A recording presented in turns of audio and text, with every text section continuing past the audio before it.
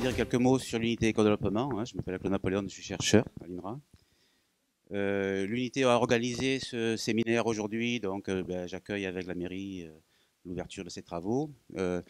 Ce devrait être Esther qui serait à ma place, serait plus logique parce que c'est la cheville ouvrière de tout ce qui a été fait aujourd'hui, mais bon, je le représente aussi avec grande amitié. Alors en deux mots, rapidement, parce que c'est pas le fond du problème, l'unité éco-développement, c'est une petite unité de l'INRA qui est ici à côté. Alors petite en taille et grande en valeur, bon, mais une petite unité de l'INRA qui travaille depuis fort longtemps ce que nous appelons l'écologisation de l'agriculture, des territoires, des politiques publiques. En substance, essayer de réfléchir, de mettre en œuvre, d'accompagner des changements qui vont dans l'ordre, dans le sens d'un respect plus grand de l'environnement, que ce soit dans les pratiques agricoles, que ce soit dans l'action publique, que ce soit dans l'organisation territoriale. Et donc on est pluridisciplinaire, on recueille, enfin, on regroupe des sociologues, des économistes et des sciences humaines, et d'un côté, et de l'autre des sciences biotechniques, des agronomes, des écologues. Et donc on essaye de construire ensemble, avec heurts et malheurs d'un petit groupe, de construire ensemble une démarche un peu originale dans le sens de l'accompagnement des travaux, enfin des actions de l'homme sur l'agriculture et par essence, enfin pas contre coup la nature. Bon, c'est pas grave. Pareil, c'est compliqué. Bon, voilà. Et donc, qu'est-ce que l'on fait particulièrement? Je ne vais pas faire de l'exhaustif, hein, c'est pas fondamental, mais donc on produit des cadres théoriques, on est des chercheurs et donc on raconte des choses au niveau de la connaissance académique, hein, mais dans le sens d'avoir un souci d'accompagner ces mouvements, qui soient mouvements de l'agriculteur avec changement de pratique ou mouvements d'élus ou d'institutions publiques vers le respect de l'environnement. Donc produire des cadres théoriques, des outils d'accompagnement ou d'aide à la connaissance ou des éléments comme ça. Et on s'essaie aussi à la mise à l'épreuve de pratique agricole. Ceux qui restent ici samedi auront la possibilité de visiter la Durette, qui est pour nous une expérience de mise en pratique de ce qu'on préconise depuis fort longtemps. Et donc on va voir si ce qu'on raconte a une quelconque validité ou pas. On est curieux d'attendre des résultats. Bon. Donc voilà, on essaie de produire des cas théoriques parce qu'on est payé pour ça, mais également d'avoir le souci de l'accompagnement matériel et technique d'un certain nombre d'expériences qui peuvent être des expériences publiques comme nous l'avons fait avec Avignon, avec la ville d'Avignon, ou des expériences pratiques comme la Durette et les techniques culturelles qui sont mises en œuvre.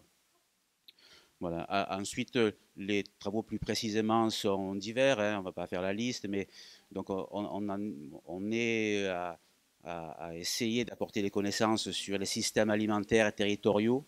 Alors territoriaux, ça veut dire quoi? Ça veut dire qu'il y a une idée d'implantation dans un territoire avec des idées de distance, c'est-à-dire d'essayer de trouver des systèmes pour éviter d'aller chercher des denrées qu'on peut produire à côté, de les chercher très loin. Hein. Bon, on l'a vu avec la ville d'Avignon, elle va le présenter dans nos travaux pendant ces 2 jours. La question est simple, mais finalement la mise en pratique est extrêmement complexe parce que le système est organisé d'une manière qui est un peu rigide. Hein. Donc on essaie et système alimentaire, agroalimentaire veut dire qu'on s'intéresse au fait de produire un bien alimentaire, mais également de le diffuser, de le transporter et de le consommer. Et donc système agroalimentaire dans l'idée d'un système, de quelque chose qui est unitaire et qui regroupe producteurs, consommateurs, distributeurs, pour essayer de concevoir quelque chose d'un peu complet, hein, dans cette dimension. On est également, puisqu'on fait des sciences humaines, à essayer de comprendre les leviers sociaux des transitions, c'est-à-dire sur quoi repose le fait d'évoluer. Donc on va interroger les agriculteurs en disant mais fichtre, pourquoi vous ne faites pas du bio demain matin? Et ils vont nous dire mais c'est compliqué, et ils vont nous laisser expliquer effectivement quelles sont les contraintes et on va s'employer à essayer de les réduire. Pareil pour les institutions publiques, pareil pour les institutions d'accompagnement en agriculture et autres. Et on fait un travail plus quantitatif, disons, de modélisation des dynamiques d'usage du sol. C'est-à-dire on part plus de l'observation mécanique de ce qu'il y a, de ce qu'il y a eu dans le passé. On fait des projections en disant, mais toute chose égale par ailleurs, si on continue comme ça, eh ben, demain, il se passera tel événement à tel endroit. Par exemple, sur Avignon, pour prendre cet exemple, hein, si, comme la mairie nous dit, eh bien, nous, on aimerait bien alimenter nos cantines avec des agriculteurs locaux. Fichtre, si vous urbanisez tout, ils le savent déjà avant que je leur dise, hein, mais si vous urbanisez tout, il n'y aura plus rien. Et donc, ces mouvements-là, que l'on s'amuse à comprendre, à essayer de prolonger pour donner une aide à la décision à des institutions qui ont la compétence de décider. Ces mouvements-là appellent des compétences assez techniques que nous essayons de mettre en œuvre le plus complètement possible. Voilà. Donc, si vous voulez en savoir plus, ben, avec grand plaisir, on est à 100 mètres d'ici. Hein, on vous accueille tout à fait avec plaisir. Hein. Et donc, je souhaite, moi aussi, les meilleurs travaux à tout le groupe et les intervenants, et puis que vous ayez la meilleure satisfaction de ce qu'on a fait. Merci.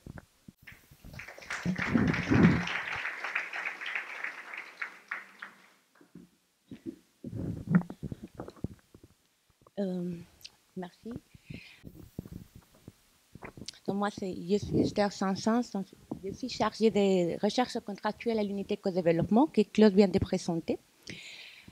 Je voudrais tout d'abord vous remercier toutes et tous d'être ici, de votre intérêt dans ce séminaire, et spécialement aux intervenants qui ont accepté de contribuer avec leurs témoignages lors des tables rondes, aussi aux membres de l'unité qui se sont investis dans la préparation du séminaire. Merci à tous.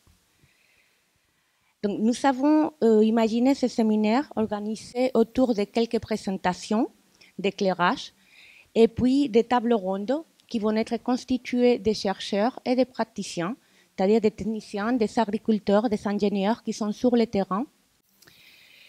Nous avons réservé des temps après chaque présentation ou après chaque table ronde pour qu'il y ait du débat avec la salle. Nous vous invitons à contribuer. Nous vous invitons chaleureusement à contribuer à ces débats-là. C'est pour ça que vous avez à disposition des micros pour la traduction simultanée, parce qu'il y a des intervenants qui parleront anglais, d'autres parleront français, donc chacun pourra parler dans la langue qui le convient le plus. Donc voilà, ils vous ont été distribués contre une pièce d'identité, vous pourrez après vous sera restitué. Donc, pour la traduction simultanée, qui est là, donc je vous demande de parler doucement parce qu'ils traduisent en simultané, donc elles ont besoin de comprendre et après restituer. Et aussi, je vous demande, lors des échanges, de ne pas couper la parole, de respecter les tours de parole pour deux raisons. La première, c'est une raison politesse tout simplement. La deuxième, c'est que le séminaire il est en train d'être enregistré. On fait des captations vidéo et des captations son dans les deux langues. Si on se coupe la parole, on ne pourra pas après faire une restitution de la vidéo. C'est à ce sujet-là qu'on vous a demandé de signer le petit papier des droits à l'image, filmation, etc., que je vous invite à signer si vous n'avez pas encore fait. Ensuite, les responsables du lycée me rappellent que c'est interdit par la loi de fumer dans l'enceinte du lycée. Donc, les fumeurs, je vous invite aussi à sortir du lycée plus fumé. C'est tout. Je ne m'attarde plus sur les détails techniques.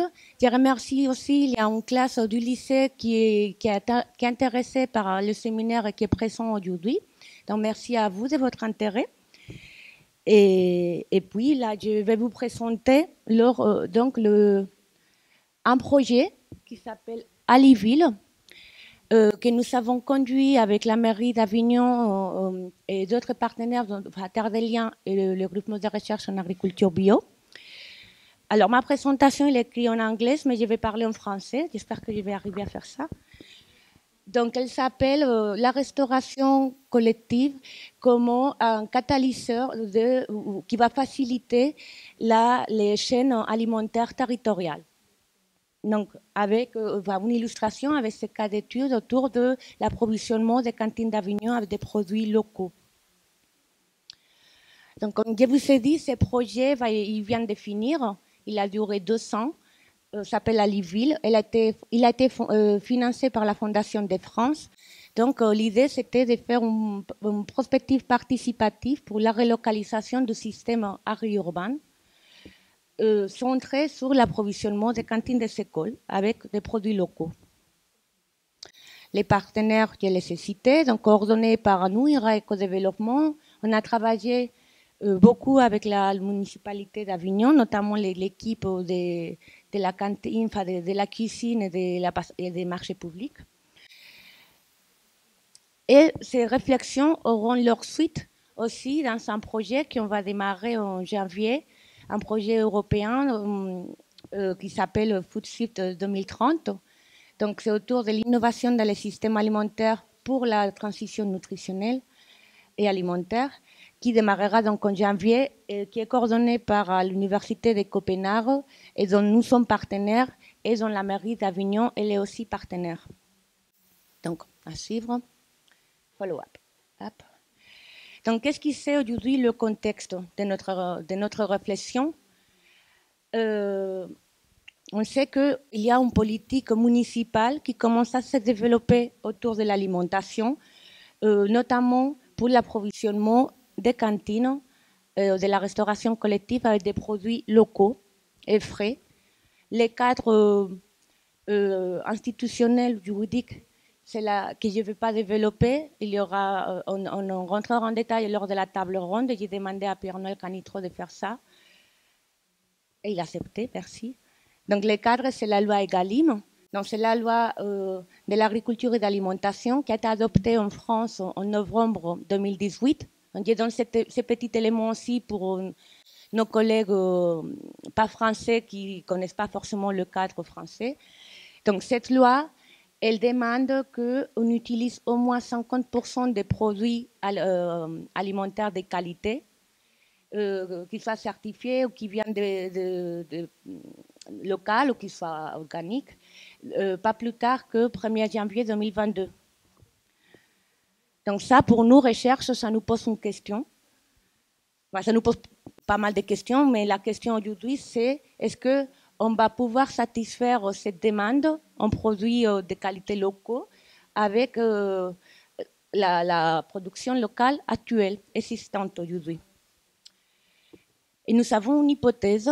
Donc, cette hypothèse, c'est qu'il n'y a pas toutes les exploitations agricoles qui vont être intéressées pour approvisionner les cantines des écoles, qu'il y a un profil spécifique, que les Américains ils s'appellent l'agriculture of the middle. Nous avons traduit ça par exploitation territoriale. Voilà, je vais vous expliquer un tout petit peu plus tard. Comme je vous ai dit, on a centré notre analyse, notre étude sur Avignon, donc dans les projets qui ont été engagés par la municipalité de transition, d'aller vers plus de produits locaux, vers plus de produits bio dans la composition des repas de cantine. Donc, je ne vais pas m'attarder là non plus parce qu'on va aborder ça en détail lors des tables rondes. Juste que vous sachiez que c'était un service public déliré en 2010, qu'en 2014, ça a été décidé par la nouvelle municipalité de revenir en régime municipal, qu'aujourd'hui, ils produisent dans une cuisine centrale entre 4 et 5 000 repas par jour, dont il y a plus ou moins 20% des produits locaux en composants et 30% des produits bio. Et que leur stratégie pour l'approvisionnement se base sur un grand marché avec un grossiste qui est complété avec de la commande ad hoc pour s'approvisionner avec des produits locaux, notamment des fruits. Monsieur Fortuna, Monsieur Rossi expliqueront mieux que moi tout ça. Donc, revenons à notre hypothèse. On a dit seulement un profil particulier d'exploitant, enfin d'exploitation agricole serait intéressé par approvisionner les cantines. Donc, pour nous, qu'est-ce qui c'est cette agriculture du milieu, cette agriculture territoriale? Ça serait les chaînes alimentaires territoriales, donc, qui sont composées par les mid-sized farms, donc les exploitations de taille moyenne. Il n'y en aura pas les grandes exploitations qui elles sont orientées vers l'exportation et qui sont souvent en monoculture. Il n'y en aura pas non plus les petites exploitations très diversifiées qui s'écouleront déjà leur production par des circuits courts en forme de SAMAP, par exemple.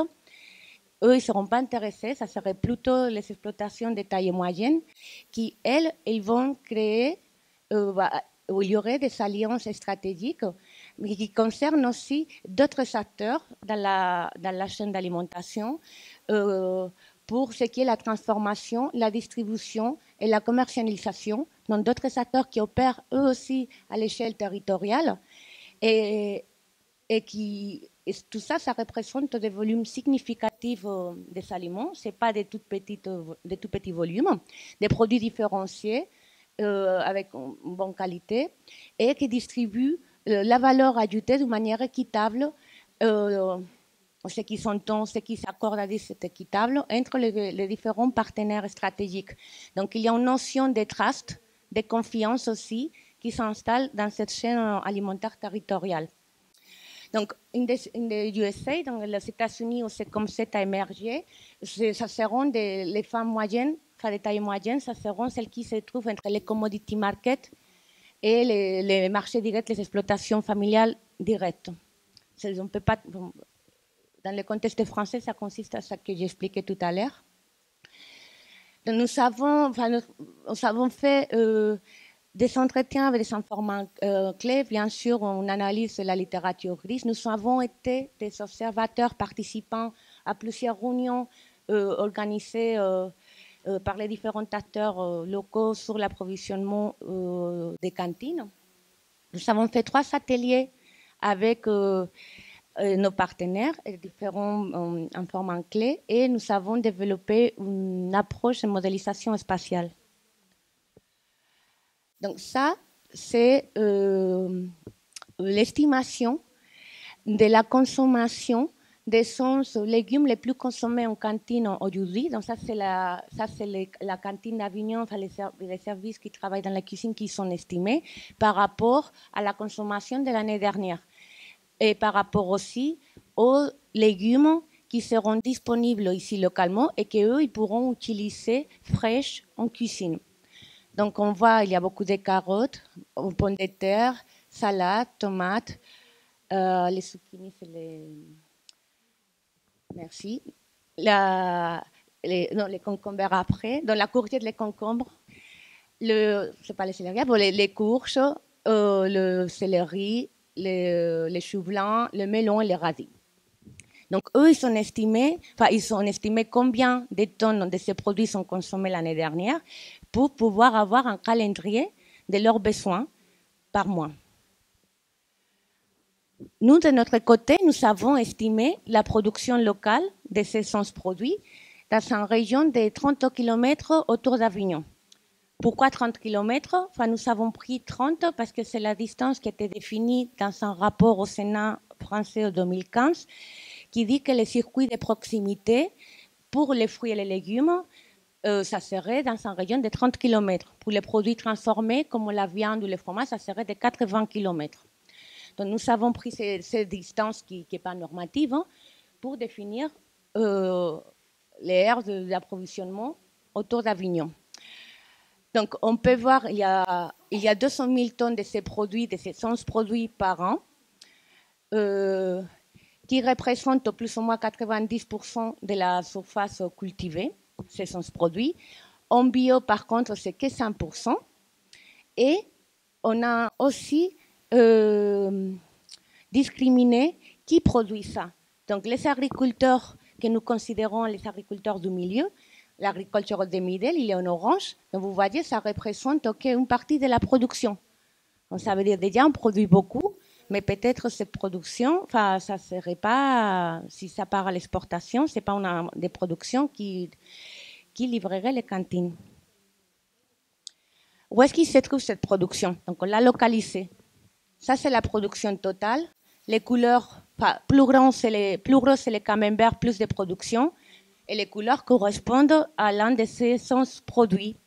Donc, la tomate est rouge. On voit, il y a beaucoup de tomates. C'est normal parce qu'on produit presque 12% de la production totale nationale de tomates dans une région de 30 km autour d'Avignon. C'est-à-dire, on est dans un bassin de production en fruits et légumes qui est très important.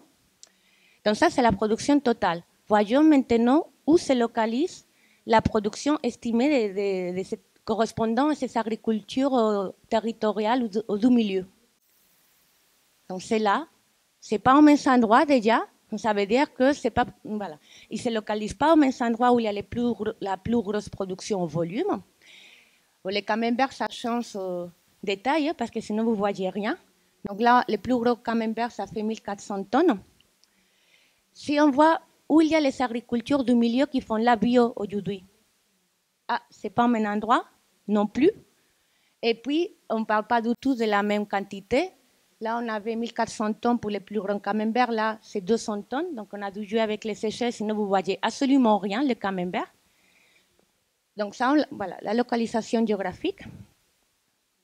On va comparer donc cette production estimée d'agriculture du milieu à la demande des cantines d'Avignon et à la seule demande des cantines. Je ne parle pas de la ville. Donc, bon, on est dans un bassin de production très important, on l'a dit. Donc, la tomate n'a pas du tout de problème.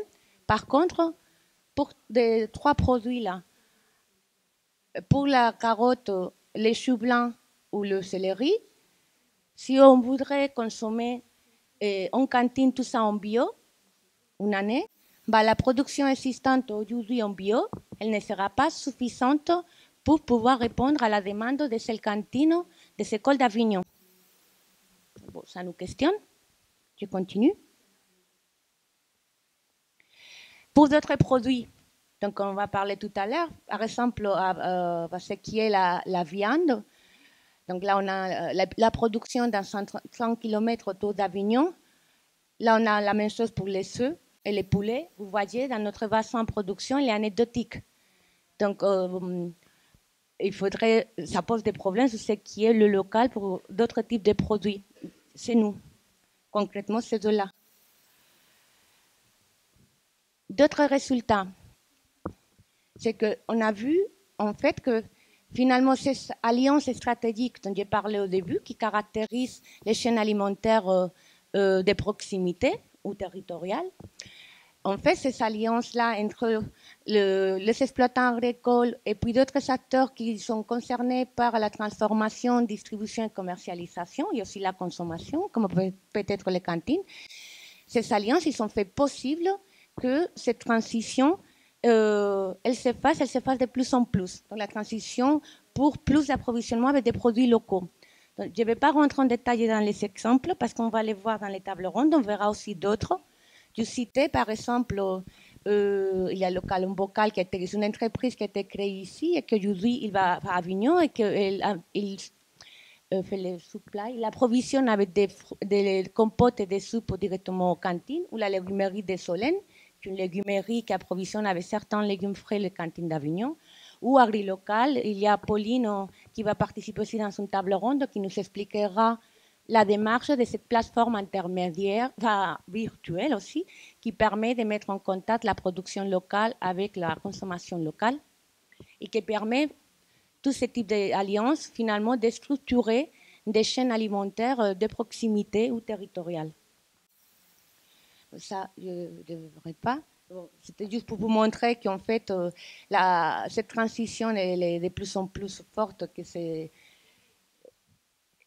Voilà, mais je ne détaillerai pas. D'autres résultats aussi qui concernent plutôt les succès de ces politiques publiques, de ces injonctions politiques qu'on a pour approvisionner les cantines avec de plus en plus de produits locaux. Un de nos résultats, c'est que en fait, les succès de ces projets-là, ils reposent surtout sur les motivations des agents qui vont mettre en œuvre ces politiques-là, dans des agents qui sont dans les cuisines, qui sont en charge de passer les marchés, etc. C'est les motivations de ces individus-là qui sont centrales pour le succès de ces politiques et de ces projets-là. Donc, je vous ai lancé plein d'éléments de discussion, finalement. Il y aurait deux conclusions aussi, quand même. Donc, en discussion, finalement, on voit que, paradoxalement, les public procurement, donc l'approvisionnement de la restauration collective, a généré une demande, et aussi l'effet de rareté de certains produits.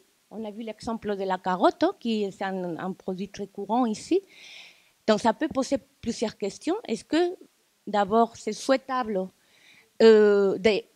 augmenter la production de ces produits-là, par exemple la carotte en bio, si ces produits ils sont pas semi-localisés, ils ne sont pas vraiment enracinés, c'est-à-dire par des questions pédoclimatiques ou agronomiques dans le territoire, est-ce que c'est souhaitable de commencer à les faire pour satisfaire cette demande locale? Est-ce que, sinon de l'autre côté, ce n'est pas souhaitable peut-être de changer la composition des repas pour s'adapter davantage à la production locale en fonction du bassin de production? Est-ce que, sous quelles conditions nous pourrions envisager aussi l'installation de nouveaux agriculteurs qui correspondront à ces profils d'agriculture du milieu, donc ces fermes de taille moyenne qui vont avoir 4 ou 5 produits et qui vont avoir aussi une diversification des modes de commercialisation. Donc entre la vente à la ferme et aussi l'exportation, ils pourront approvisionner aussi les cantines. De quelle manière la politique municipale sur l'alimentation, elle peut booster, elle peut être un catalyseur pour la structuration de ces filières alimentaires de proximité ou territoriale. Donc ça, ce sont des questions que j'ouvre, mais qui vont être débattues lors des tables rondes qu'on a conçues avec les intervenants. C'est une mise en bouche. Je voudrais juste conclure en disant que, en fait, nous constatons, enfin notre conclusion aussi de ce projet de recherche à Léville, c'est que la principale contrainte pour l'approvisionnement avec les produits locaux, pour les cantines, ce n'est pas la quantité de la production locale, mais c'est la configuration et l'assemblage de la distribution et des réseaux de commercialisation de cette production-là, spécialement les stratégies qui peuvent se faire collectivement ou translocalement entre les différents acteurs concernés. Et voilà, on rejoint des conclusions d'autres chercheurs dans d'autres pays européens. Et la deuxième conclusion serait que les public procurement, cette demande des cantines, de la restauration collective des produits locaux, peut être un driver, un facteur qui peut encourager la capacité des villes pour relocaliser son système alimentaire local. Je vais m'arrêter là. Merci beaucoup.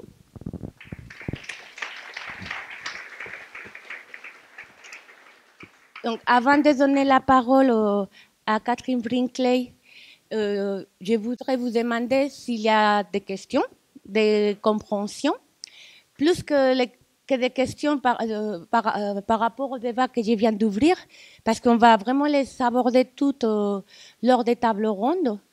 Et bon, si vous avez une question que vous pouvez pas, que vous avez besoin de poser maintenant dans ce sens-là, voilà aussi.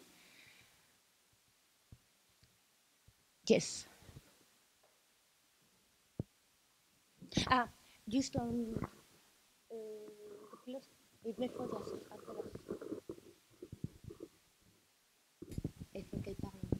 en fait, si vous ne parlez pas dans le micro, ce n'est pas enregistré et du coup, on aura des problèmes après. You need to speak on the microphone for the video and sound recording, please. Une toute petite question, toute simple. Est-ce que les étudiants voient une différence entre les repas scolaires avec produits bio et sans produits bio? What are the differences in the students? Est-ce qu'il y a un goût différent au niveau des repas bio? Je voudrais... vous avez entendu la question parce qu'en fait, il y a 2-3 personnes d'Avignon, des responsables des cantines, donc je préfère qu'eux vous répondent à ma place. Donc la question, M. Fortuna, c'est si l'introduction des produits bio, si j'ai bien compris, elle a changé, vous avez des retours des élèves, ce sont des élèves des maternelles et des primaires, donc ils ne sont pas des grands. Vous avez des retours par rapport aux meals, au repas, par rapport au goût, c'est ça? Alors, peut-être tu peux le passer le micro, Claude, à M. Fortuna ou à Cédric.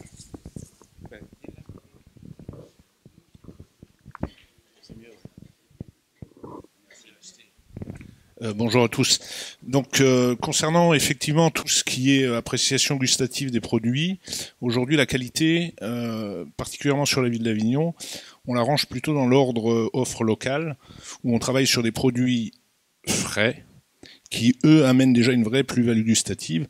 Et effectivement, à chaque fois que c'est possible, dans le cadre justement de ce périmètre, on les bascule sur de la consommation bio. Maintenant, sur le bio, dire qu'on perçoit une vraie différence par rapport à l'offre locale qui est déjà qualitative, je dirais actuellement non.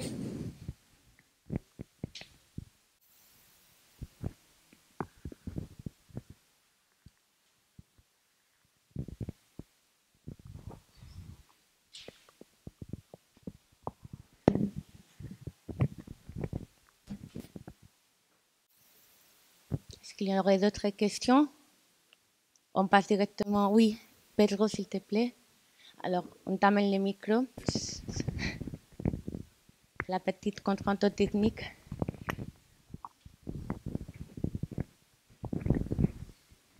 Bon, merci beaucoup Esther. Ce n'est pas vraiment une question, c'est encore une précision.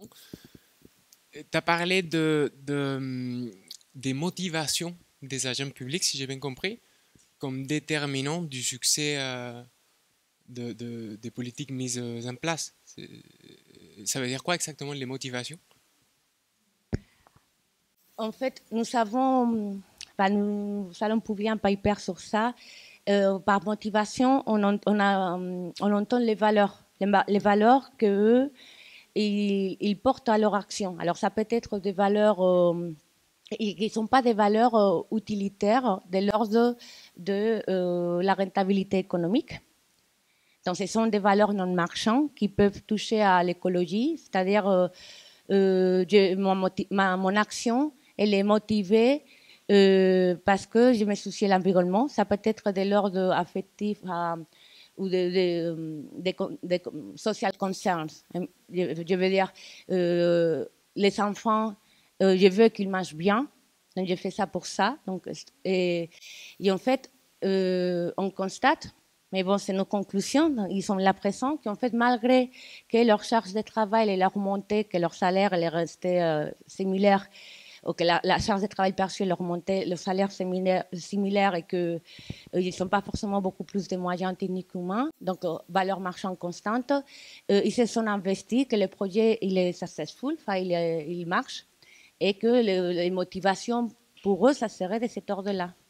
Donc voilà, ça repose sur les valeurs que chacun porte, enfin chacun porte de manière individuelle, mais qui ils sont mis en musique de manière collective pour que ces projets puissent être successful, oui, avoir du succès. Oui. C'est clair? Oui, c'est clair, Okay. c'est super comme conclusion en fait. Ok, Merci. bah, merci. Bah, c'est...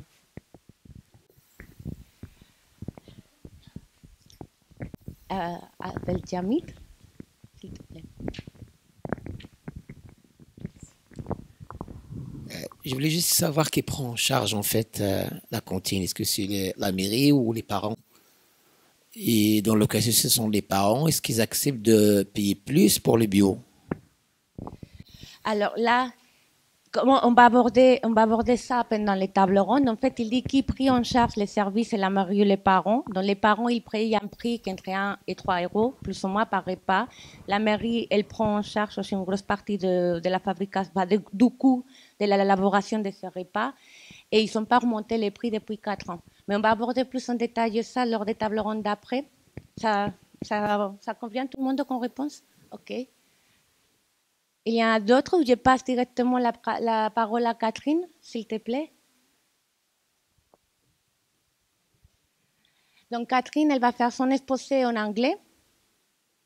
Pareil, les questions, comment, as you are having your headphone, the question, if they have questions, they can put it on French because they are going to be translated. Okay? And you need to speak here. I'm going to...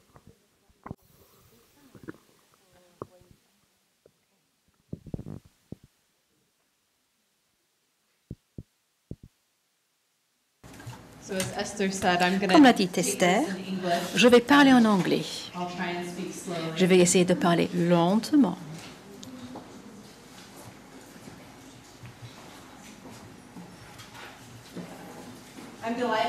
Je suis ravie de partager mes recherches avec vous aujourd'hui. Je suis les liens entre une ferme et l'assiette. Pour commencer, je vais parler des systèmes alimentaires, des fermes, des villes étaient liées fortement ensemble au début.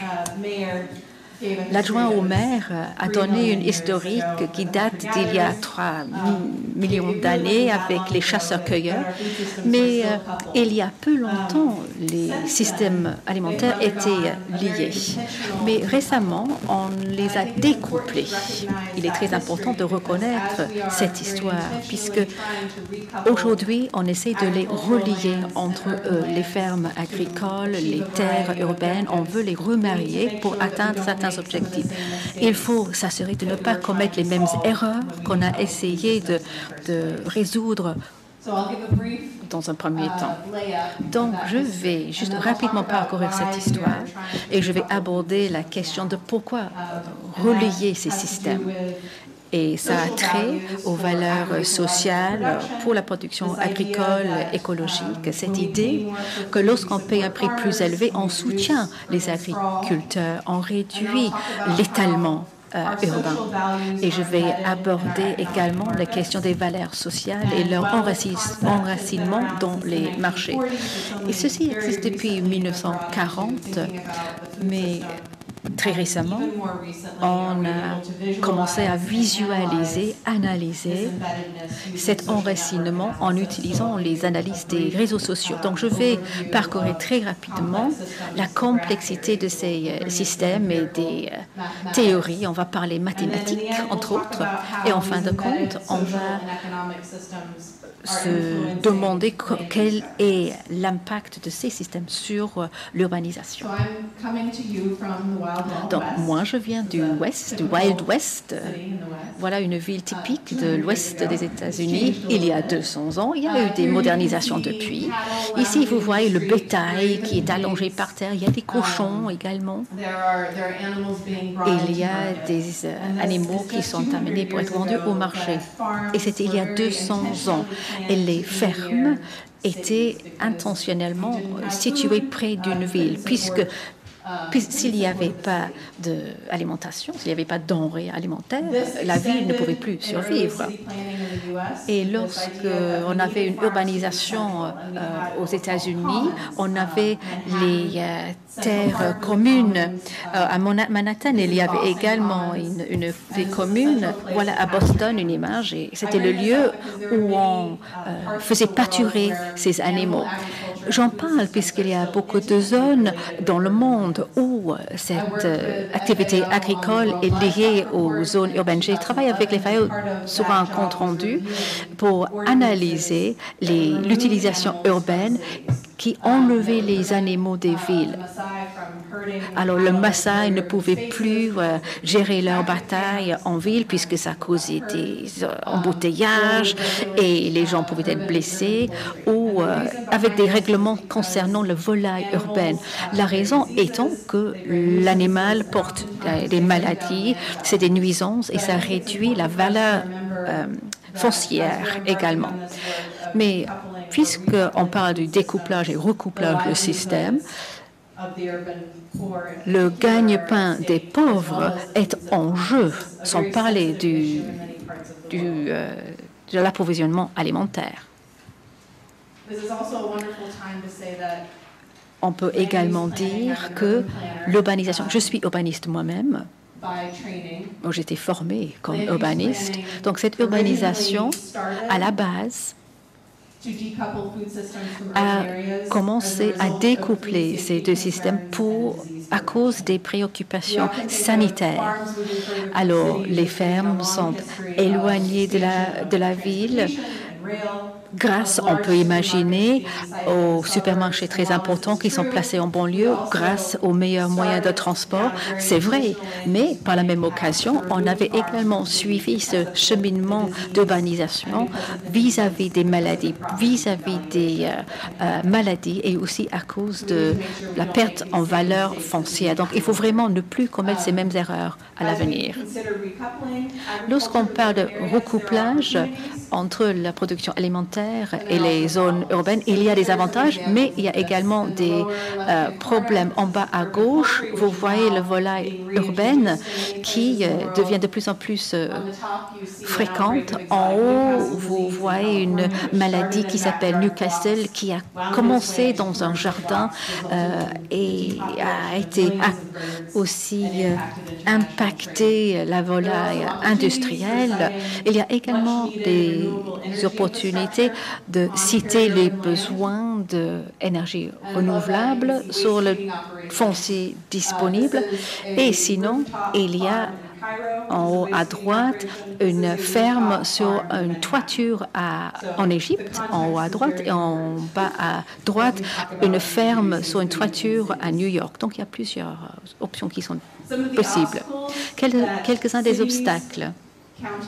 Les villes, les comtés et les chercheurs font face à différents problèmes. Alors, le terrain agricole ne peut pas rivaliser avec le marché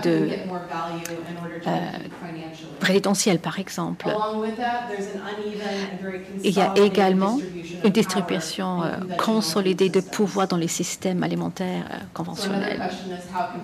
Alors, comment est-ce que ce pouvoir peut être mieux distribué avec une interface avec les gouvernements locaux? Et dernier point, il est plus difficile de produire de l'alimentation près des villes à cause de la réglementation. Donc, comment modifier la réglementation? On commence à voir ça avec ces marchés publics qui encouragent les marchés de producteurs au sein d'une ville. Donc, abordons les différentes questions. Je vais commencer avec la première question. 8% des fermes aux États-Unis sont locales. Voilà la carte. C'est très commun en Californie. Nous avons appris que lorsqu'une ferme peut interagir avec son marché à proximité, les fermes sont plus à même de combattre le marché résidentiel.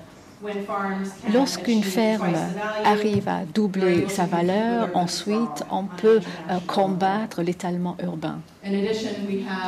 En plus, nous disposons de données du département d'agriculture aux États-Unis qui disent que les fermes peuvent survivre plus longtemps dans leur activité. Donc, il y a une valeur sur le local. Cette valeur a un impact direct sur l'urbanisme autour d'une ville. Il y a un impact direct sur l'étalement urbain. Et comment ça peut fonctionner?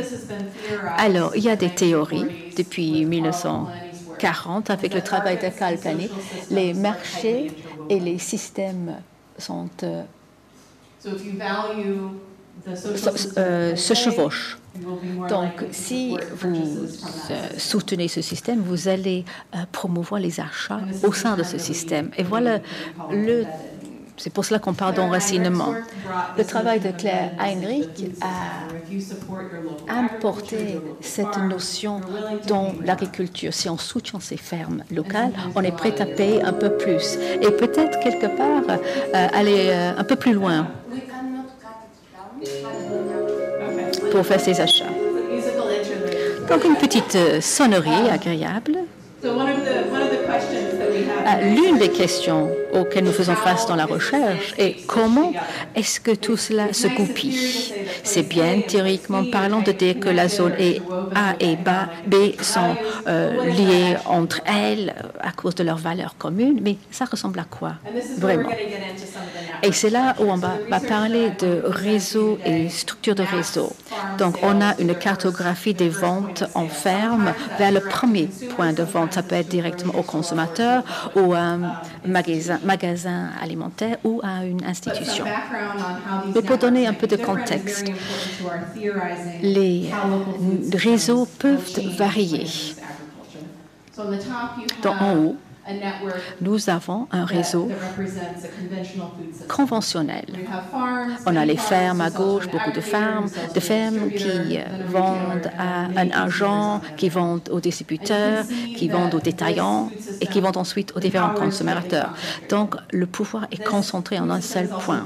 Et le système peut être interrompu avec une maladie. Les colis, par exemple, une ferme peut être pénalisée et cette maladie peut également se déclarer au niveau de la distribution. Mais ce n'est pas la même chose quand on parle d'un réseau local. C'est un peu plus complexe, difficile à trouver le début d'une maladie, mais il y a un contrôle plus accru. Le pouvoir est au niveau conventionnel. Le pouvoir est concentré, tandis qu'on parle d'un réseau local, c'est plus diffus. En parlant à l'échelle européenne, on voit qu'il y a les chargés d'achat, les grandes chaînes alimentaires qui décident qu'est-ce qu'on achète, qu'est-ce qu'on met dans les magasins, où est-ce qu'on va placer nos supermarchés. Et troisièmement, les fermes ne sont pas connectées aux consommateurs et ça a un impact sur l'urbanisme. Si les acheteurs, aussi les consommateurs interagissent avec la ferme, les fermiers, ils vont mieux comprendre les défis auxquels doivent faire face les agriculteurs. Il y a eu des travaux menés sur ce plan au niveau de la production de l'huile d'olive, en disant que oui, les valeurs sociales sont enracinées. Voilà le travail de Moragues, Faust et Sonnino.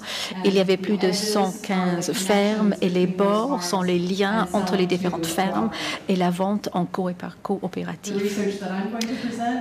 Les recherches que je vais présenter est un peu à plus grande échelle. On a 1000 fermes, 4 comtés américains avec 3000 connexions entre les différents lieux. Donc, c'est les premiers points de vente de la ferme. On a exclusivement analysé les matières premières. Et je suis en train de faire la même chose pour les 58 comtés en Californie. On y est presque, mais je ne voulais rien présenter là-dessus avant de terminer le travail. Donc, voilà la côte Est, les zones urbaines en gris, la terre agricole en vert, Washington DC est en bas ici et New York est en haut. Alors, je souhaite attirer votre attention sur les différents types de liens que peuvent avoir les fermes. On peut avoir un marché de producteurs, on peut avoir une vente directe au restaurant. En fait, ce n'est pas une vente directe au consommateur, mais ça joue un rôle très important dans le système alimentaire. On peut vendre aux détaillants qui ont également un comptoir restaurant. On peut vendre aux magasins, aux hôpitaux. Ce n'est pas directement aux consommateurs, mais ça joue un rôle important dans le système alimentaire. D'une ferme à une autre, on était étonné de découvrir le rôle important de vente entre fermes. On peut avoir une ferme qui vend une matière première à une autre ferme en zone urbaine. On peut avoir les AMAP également. Les gens viennent à la ferme pour chercher un panier où les paniers sont disponibles à un point X où il y a les produits, par exemple, les déchets animaliers qui sont utilisés comme pour nourrir le bétail ou pour enrichir le sol. Donc, il y a pas mal de jardins qui ont joué un rôle également. Avec les écoles, par exemple, les fermes pourraient aider les lycéens de commencer une petite culture et puis les lycéens pourraient revendre leurs produits. Et les sorties pour les écoliers. Je souhaite également attirer votre attention sur le fait que ces 4 comtés se trouvent à proximité, géographiquement parlant, mais le type de système alimentaire local est très différent. Baltimore n'est pas loin de Washington, D.C., donc là, il y a un grand réseau de marché des producteurs parce qu'il y a beaucoup de richesses dans cette zone. Et puis, le deuxième réseau le plus fort, c'est les restaurants. Si on parle de Chester, un peu plus vers le nord, ils comptent sur la vente en gros, les ventes directes des fermes jusqu'au magasin, au supermarché, par exemple. Et c'est parce qu'ils ont beaucoup de richesse dans les bons lieux, tandis que la Philadelphie, il y a beaucoup de personnes qui sont un peu plus pauvres. Dans les autres comtés, on est plus rural et ça compte plus sur la vente en gros au supermarché. Dr. Sansan a déjà parlé de la définition de local. C'est jusqu'à quel point 30 km est votre frontière. Nous avons mesuré empiriquement la proximité. Et si on trouve un moyen, c'est entre 40 et 50 km. C'est ça le moyen pour nos systèmes alimentaires dans ce contexte précis.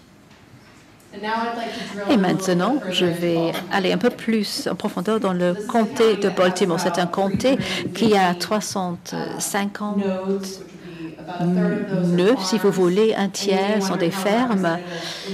Et est-ce que c'est représentatif? Qu'est-ce que c'est comme ferme? Est-ce que c'est les fermes territoriales?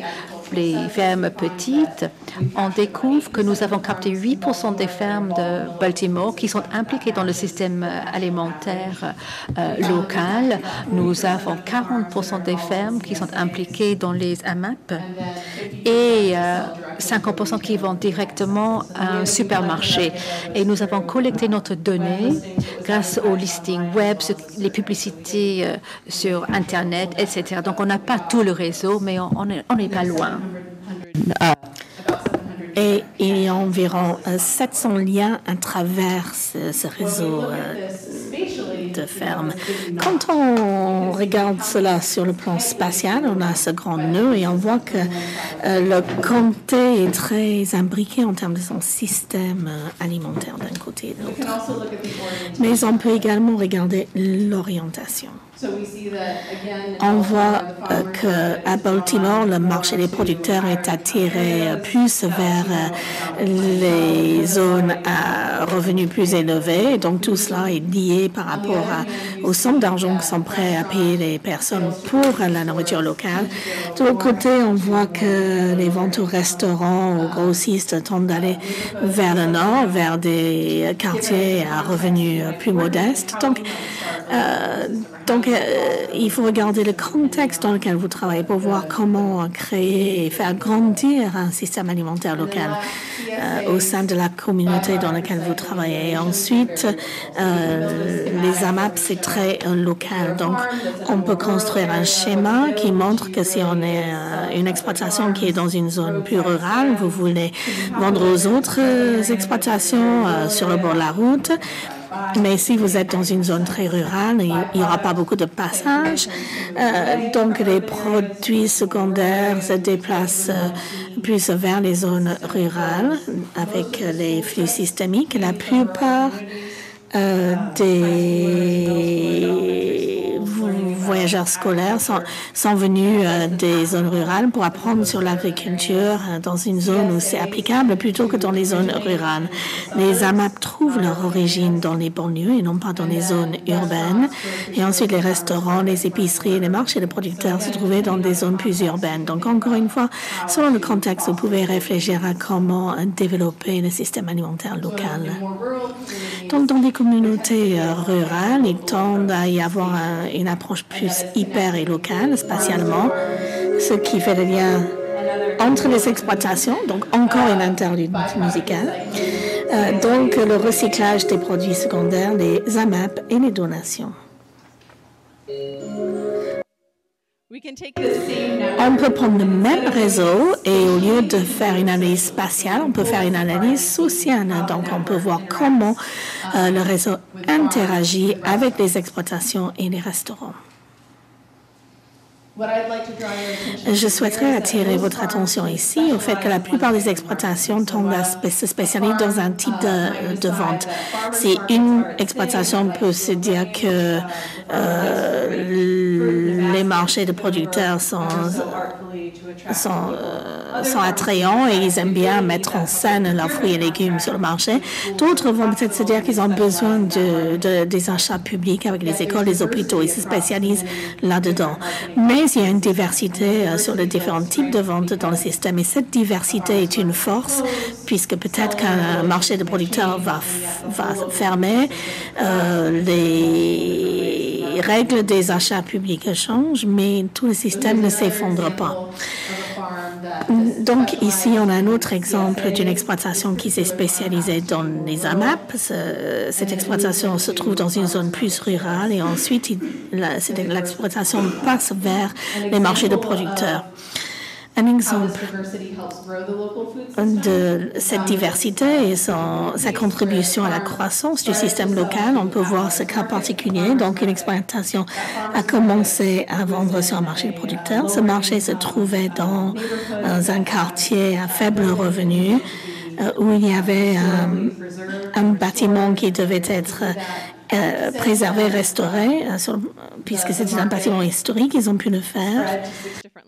Ensuite, ce marché est allé vers 6 autres localisations. Ils ont continué à réussir.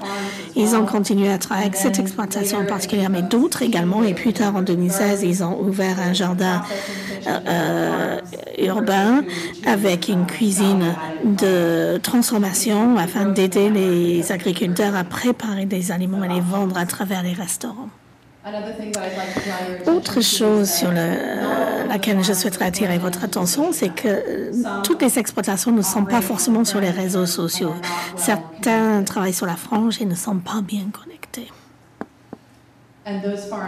Et ces exploitations qui sont connectées sur les réseaux sociaux, ce qui est important, ce n'est pas le nombre de connexions, ce n'est pas le fait de vendre dans 20 magasins différents. Ce qui est important, c'est à quel point vous êtes central. Quel est le flux? Est-ce que vous travaillez sur les marchés de producteurs ainsi qu'avec les restaurants? Donc, je vais parler de cette centralité au réseau qui peut être mesurée sur le plan statistique et où il y a une corrélation avec les acteurs qui travaillent sur la gouvernance foncière. Toute personne qui étudie les systèmes alimentaires sait qu'il s'agit de systèmes complexes. Mais dans la théorie des graphiques, on considère qu'il y a 3 traits d'un système et c'est qu'il y a des triades. Ce sont des regroupements forts. Donc, vous avez une exploitation qui vend une autre exploitation. La première exploitation vend un restaurant et cette exploitation fait en sorte que son partenaire vend également au restaurant et donc vous formez un système de communication étroitement lié. Cela fait qu'il est facile de partager l'information. Le réseau est robuste et résilient au changement parce que même si vous laissez tomber un lien, vous continuez à être connecté. Donc, si par exemple les agriculteurs ne s'entendent plus, ils restent liés à travers les restaurants et cela fait que le système est plus robuste et dynamique. Il y a beaucoup d'exemples de triades dans le système alimentaire de Baltimore. Un exemple, c'est une exploitation qui était dans une zone rurale, vendait dans une exploitation qui était plus périurbaine. L'exploitation périurbaine a commencé à vendre un restaurant, à présenter leur agriculteur amis dans la zone plus rurale et donc l'exploitation vendait ensuite directement au restaurant. Et voici une citation de l'un de nos entretiens. Ils vont directement au restaurant et cultivent les produits que le restaurant veut avoir. Ça, c'est le chef et le directeur de la ferme à la table de Maryland. Cela montre qu'avec les achats publics, il y aura l'aller-retour entre les chefs et les agriculteurs sur ce que l'on peut produire, comment on peut le produire. Et ça peut être aussi simple que le fait qu'on demande à l'exploitation de préserver les fleurs sur les potirons afin qu'on puisse les utiliser également. Donc, on peut réfléchir aux différentes variétés et les différents types de produits que recherche le restaurant. Nous avons commencé à voir que les restaurants tiraient les exploitations vers des pratiques biologiques. Ici, je vais vous présenter un cas d'étude en Californie qui est emblématique de cette relation, surtout entre les restaurants et les exploitations agricoles. Il s'agit ici d'un petit restaurant à Berkeley qui s'appelle Chez Panis, qui a été ouvert par Alice Walters dans les années 70. Elle est venue en France, elle a trouvé son inspiration dans la cuisine française. dans la nature locale de la cuisine française. Elle a décidé de rapatrier cette idée en Californie. Donc, elle a commencé à travailler avec des agriculteurs de proximité. Ici, j'ai souligné les exploitations qui figurent sur sa carte.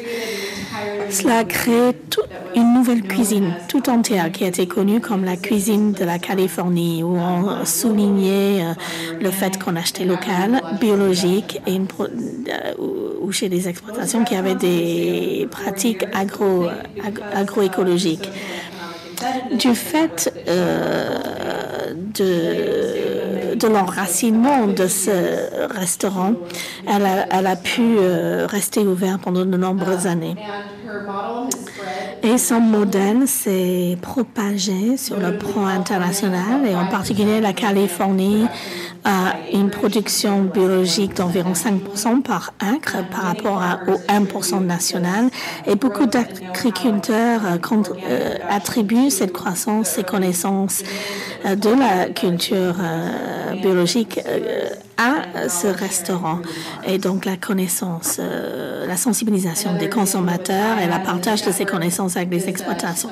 Autre exemple d'un triade dans ce réseau, c'est qu'Alice Walters allait souvent vers le marché des producteurs et elle rencontrait un agriculteur et ensuite elle faisait un contrat directement avec l'exploitation.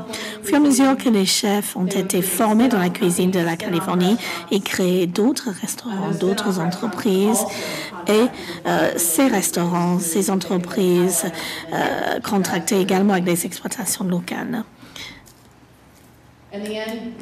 Et on a pu démontrer qu'il y avait une croissance de réseau de 14 exploitations dans les années 80 à 105. Et on a fait un entretien avec 30 de ces exploitations pour savoir si Alice Walters avait vraiment transformé la manière dont ils produisent leurs produits alimentaires. 18 ont dit que leur relation avec Chez Panisse a transformé ceux qui cultivaient, la manière dont ils cultivaient ces légumes. Aucune des exploitations n'a maintenu les pratiques conventionnelles.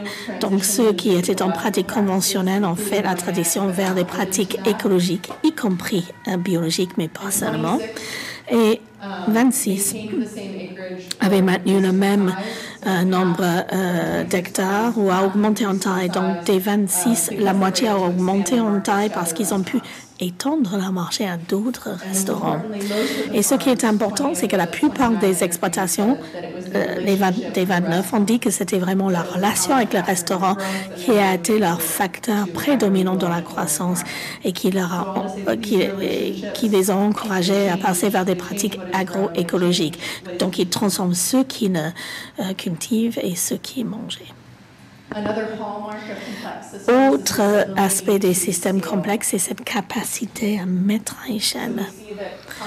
Donc, on voit que les systèmes complexes, que ce soit des réseaux neuraux dans le cerveau ou d'autres, ont une tendance à croître de manière exponentielle. Les données américaines montrent que les exploitations qui vont directement aux consommateurs ont augmenté de 24% sur une période de 10 ans. Il ne s'agit pas d'une croissance exponentielle, mais cela n'inclut pas les exploitations qui vont directement aux épiceries ou au restaurant. Donc, on voit cet exemple de croissance dans le réseau de Baltimore où une exploitation commence avec une AMAP pour faire grandir sa base de clientèle. Et elle crée une demande pour ses produits, un nom pour son exploitation et ensuite ils passent vers un marché de producteurs quand ils ont suffisamment d'acheteurs pour les soutenir sur ce marché de producteurs. Et là, ils apprennent à connaître des restaurants qui ensuite passent des contrats pour une somme de quantité donnée de production. Et quand un restaurant achète, un autre va acheter également. Et ensuite, ils se spécialisent dans la vente directe au restaurant. Autre exemple de croissance dans le réseau qui est venu d'une source surprenante, c'est une exploitation qui faisait des dons à une institution. Il s'agissait d'une petite exploitation qui avait du mal dans une zone urbaine et donnait des produits à une banque alimentaire. Et ensuite, cette banque alimentaire leur faisait de la pub lorsqu'ils donnaient donner les produits. Et ils ont présenté cette exploitation à des groupes scolaires qui venaient faire des visites scolaires. Et ensuite, à travers ces liens, la ferme a commencé à vendre à une épicerie coopérative ainsi qu'à l'école. Et donc, cela a permis la croissance de l'exploitation plutôt que d'avoir un seul sous-traitant ou intermédiaire. Et ce qui est important également, quand on pense à comment faire croître les systèmes alimentaires, les marchés de producteurs, les institutions et les restaurants sont des tremplins importants dans les réseaux alimentaires locaux. Donc, notre recherche montre que les achats publics et les marchés de producteurs peuvent mener à une croissance dans le système alimentaire local. Autre aspect des réseaux complexes, c'est l'idée que ce sont de tout petits mondes. Cette recherche a été menée par Stanley Milgram dans les années 60 avec cette expérimentation avec une lettre.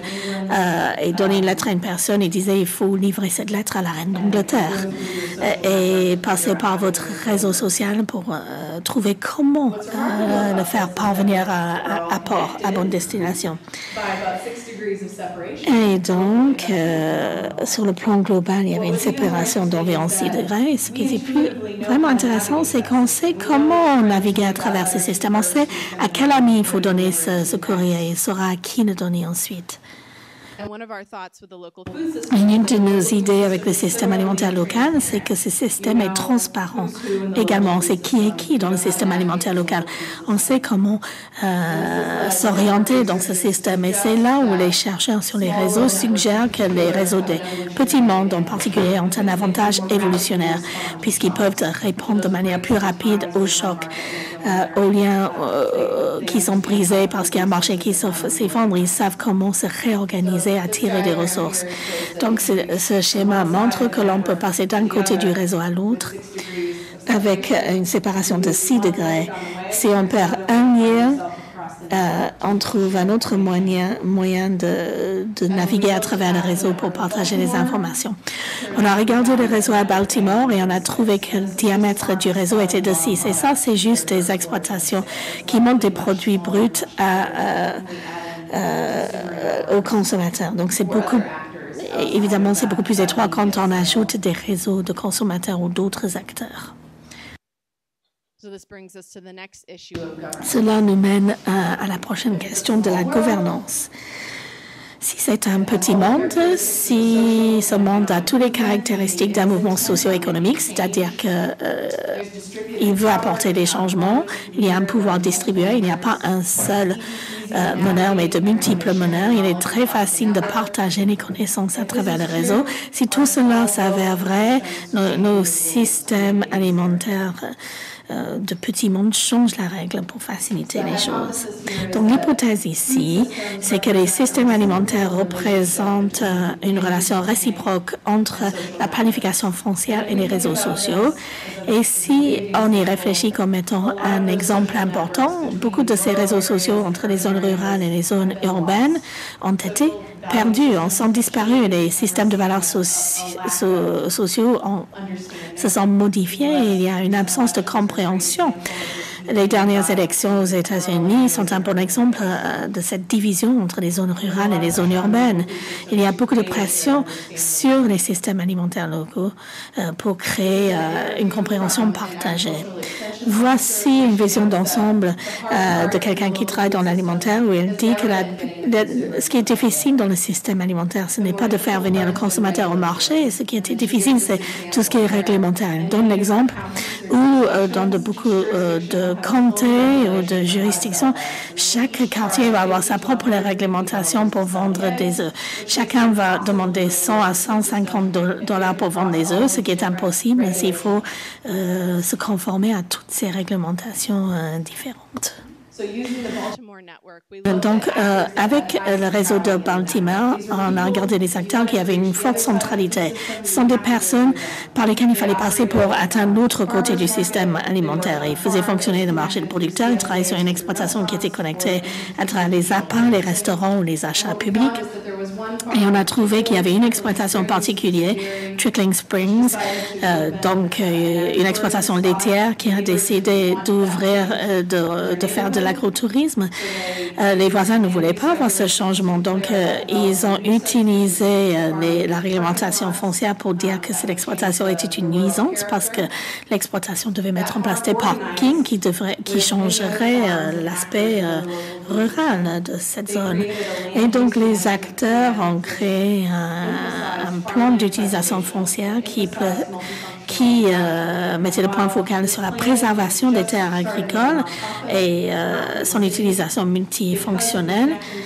Grâce aux liens qu'il y avait avec la ville et au niveau du comté, quand il fallait que le comté fasse l'aménagement territorial, ils ont regardé directement, ils ont écouté directement les agriculteurs locaux et ils ont adapté ce plan conçu par les acteurs de l'agroalimentaire. Donc, on a les zones urbaines en gris clair et le reste doit être préservé pour des utilisations agricoles afin de faciliter le système alimentaire local. Et donc, ça, c'est grâce aux acteurs qui ont créé ce plan de développement territorial. Donc, le message à retenir, du moins ce qu'on a trouvé à Chester, à Baltimore, et on réplique cela à travers la Californie, c'est que les systèmes alimentaires locaux possèdent ces propriétés mathématiques qui sont semblables à des systèmes complexes et au réseau des petits mondes. Ce qui fait que c'est fondamentalement différent des systèmes conventionnels en termes de croissance et la manière dont ils fonctionnent, la manière dont ils grandissent, innovent et partagent le pouvoir. Je souhaiterais également souligner le fait que l'aménagement territorial peut ou renforcer ces systèmes locaux ou les détruire. Il y a sans doute un seuil. Donc, les prochaines études à mener, c'est à quel point est-ce qu'on peut faire grandir un système alimentaire local? À quel point, avec quelle rapidité est-ce que ce système répondra en état d'urgence? Et on voit en Californie, avec les feux de forêt, c'est le système alimentaire local qui arrive à subvenir aux besoins en premier parce qu'ils font partie de ce réseau de petits mondes. L'aide alimentaire plus importante vient après. Donc, avec quelle rapidité est-ce qu'on peut faire croître ces systèmes alimentaires locaux avec tout ce qui est toutes les valeurs socio-économiques qui nous soutiennent. Et ensuite, dernière grande question, est-ce que ces systèmes alimentaires locaux ont un impact sur le paysage pour créer une densité plus importante et un développement urbain plus durable? Est-ce qu'il y a une préservation des terres agricoles? Et la réponse à cette question, on regarde ces réseaux, on fait de la modélisation aux États-Unis pour répondre à cette question. Sur ce, je souhaiterais vous remercier de votre écoute.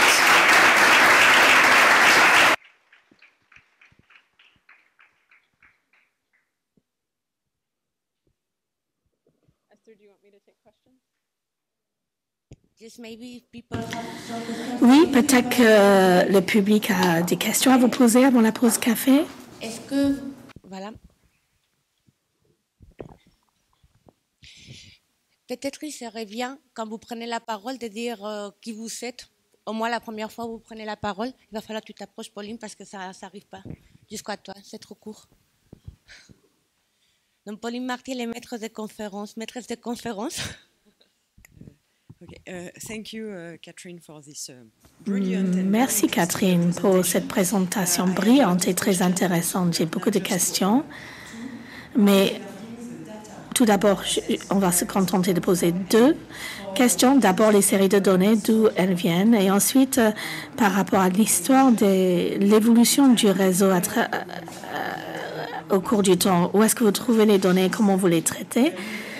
Et deuxièmement, vous avez souligné le fait que ces multiples liens renforcent le réseau et l'exploitation sur le long terme, mais avez-vous vu une hybridisation ou de multiples liens entre les réseaux locaux et les réseaux conventionnels? Et est-ce que cela renforce le positionnement de l'exploitation ou au contraire, est-ce qu'il s'agit d'un facteur de déstabilisation? Merci. Eh bien, merci pour ces très belles questions. Le département américain de l'agriculture ne prête attention que depuis peu aux systèmes alimentaires locaux. Et donc, en 2007, on a commencé à mesurer les producteurs, les marchés de producteurs et les AMAP et rajoute davantage de composants par rapport à la production énergétique sur les exploitations, ce qui fournit également de l'énergie aux zones urbaines. Donc, afin de créer cette série de données, c'est vraiment un travail de passion. Il faut chercher sur Internet, trouver les exploitations, leurs points de vente. Pour les systèmes alimentaires locaux, beaucoup d'exploitations ont leur propre site Internet, ce qui facilite les choses. Donc, ils font de la pub sur leur lieu de vente. Ça, c'est très différent des exploitations qui travaillent dans des systèmes conventionnels où parfois, ils n'ont même pas le droit de dire où ils vendent leurs produits pour des systèmes de responsabilité. Donc, on travaille dans un système qui encourage la transparence par rapport à un système qui ne l'encourage pas du tout. J'aurais souhaité qu'il soit plus facile d'obtenir ces données, mais ce n'est pas le cas. C'est pour cela qu'il a fallu 1 an et demi pour récolter les informations sur 21 comtés en Californie. La deuxième question portait sur une possible diffusion à partir de ce qu'on apprend sur les systèmes locaux vers les systèmes conventionnels. Oui, tout à fait, un exemple. Et on a de multiples exemples, en fait, de ceci. Donc, l'exemple de Chéponier parle de comment les exploitations arrivent à croître grâce à des pratiques agroécologiques ou biologiques. D'après les entretiens que nous avons menés, on a trouvé que les exploitations qui faisaient partie du système alimentaire local étaient prêts à expérimenter. Et au fur et à mesure qu'ils expérimentaient, ils devenaient... ils montraient l'exemple pour d'autres exploitations dans la région pour savoir comment gérer un nuisible en particulier ou un problème de champignons dans le sol. Donc, on voit cette perfusion du local vers le conventionnel. Et puis récemment, avec des économies basées sur les plateformes Uber Eats ou des produits frais de la ferme est un autre exemple où des exploitations à plus grande échelle prend l'approche des médias sociaux pour les achats. Donc, on voit des exploitations qui utilisent les mêmes moyens. Ils font de la pub à travers un agrégateur local et maintenant, on peut avoir une app sur son téléphone et on dit, je veux acheter ça de cette exploitation, ça de l'autre exploitation et tout sera mis dans un carton et sera livré chez vous. Donc, je pense que cette diffusion se produit dans les deux sens. Et il n'y a pas de dichotomie entre le conventionnel par rapport au local. Il s'agit vraiment d'un écosystème partagé. D'autres questions?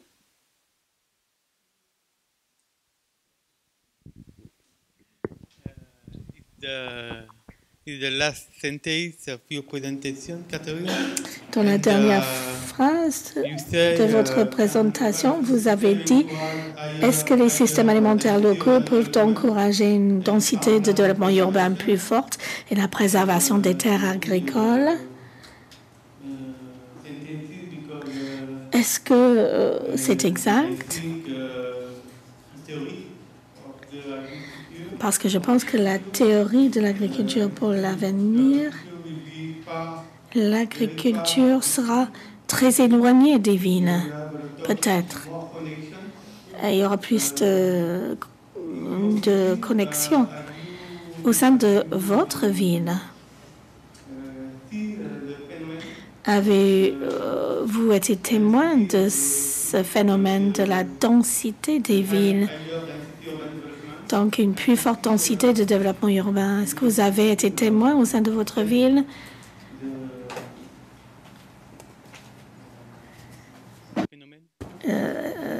Est-ce que vous avez observé ce phénomène?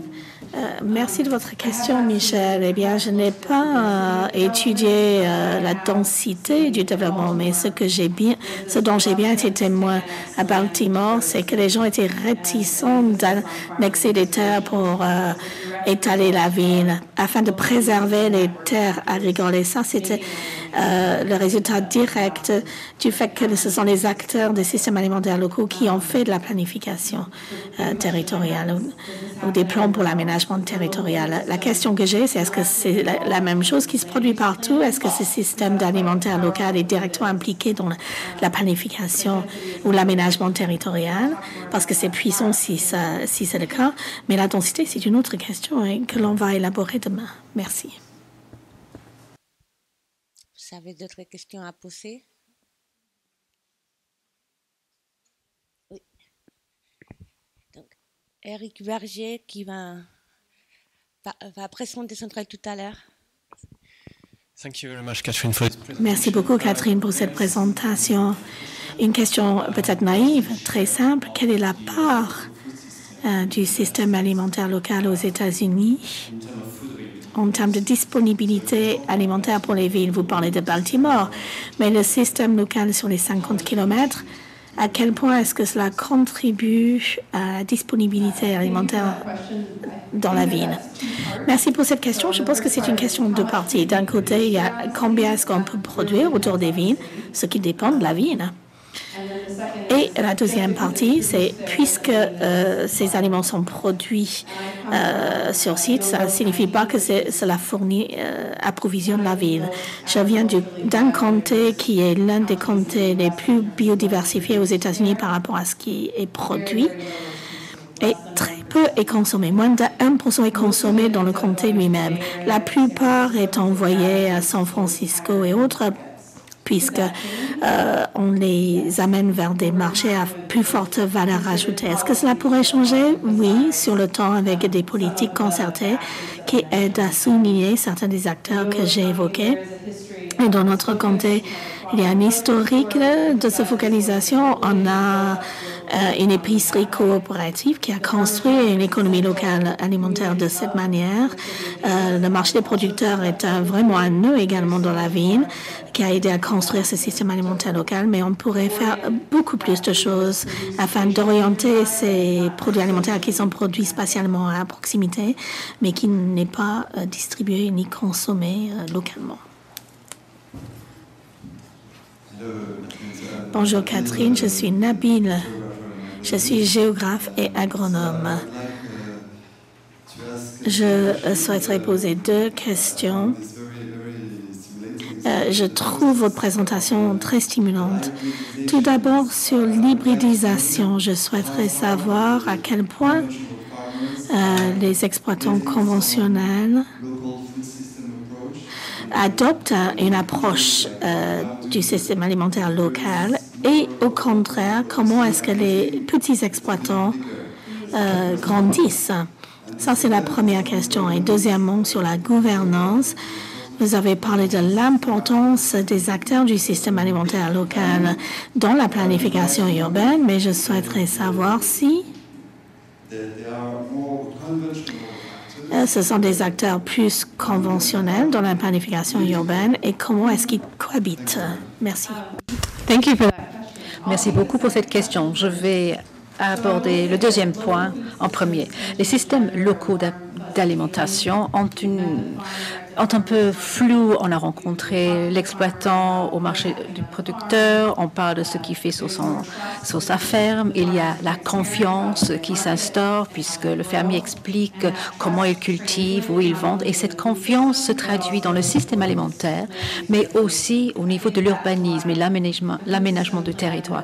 Et c'est pour cela que le plan de système alimentaire trouvé à Baltimore a été accepté par tout le monde, tandis que les agriculteurs conventionnels ont plus grande difficulté pour expliquer pourquoi ils utilisent les organismes génétiquement modifiés, pourquoi ils possèdent tellement de terres, pourquoi ils ne se diversifient pas. Et ça devient une barrière. Ils ne partagent pas les mêmes valeurs, les gens ne comprennent pas leur choix. Et la première question, c'était... J'ai oublié. Rappelez-moi. Oui, hybridisation. Lorsqu'on a étudié chez Panis, on a vu que ces petits agriculteurs avaient une potentialité d'évoluer, d'obtenir plus de terrain, élargir le panel d'acheteurs. Ça voulait dire qu'ils ont ils ont augmenté leur foncier, ils ont généré une valeur plus importante de ce qu'ils produisaient. Donc il y avait une évolution à ce niveau-là.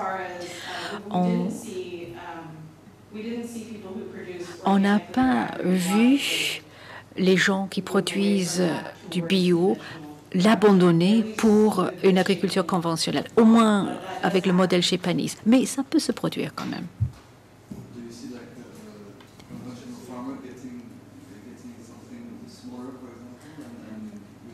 Est-ce qu'un petit fermier peut... L'interprète n'entend pas la question sur le micro. On voit ça avec la génération suivante. On a de nouveaux experts qui se développent. La génération suivante s'intéresse de plus aux différentes variétés de plantes, différentes manières de vendre, de commercialiser le produit. Donc, il y a beaucoup d'innovations, surtout parmi les exploitants plus jeunes. Et après, on ira à la pause café, parce que sinon, on va être vraiment très en retard. Oui, bonjour. Servan Penvern. I'm coordinating the program at INRA on organic farming, and just a simple question is, where is organic actually in this all these connections? Je continue en français pour le public. C'est qu'on observe des contradictions parfois. On assimile le bio au local. Et en même temps, le bio permet en fait, par son label, finalement une plus grande transparence envers le client, envers le consommateur, pardon, et donc permet peut-être aussi des chaînes plus longues et une meilleure traçabilité, en tout cas du produit, sur des chaînes plus longues. Du coup, voilà, je voulais avoir votre avis là-dessus. Merci.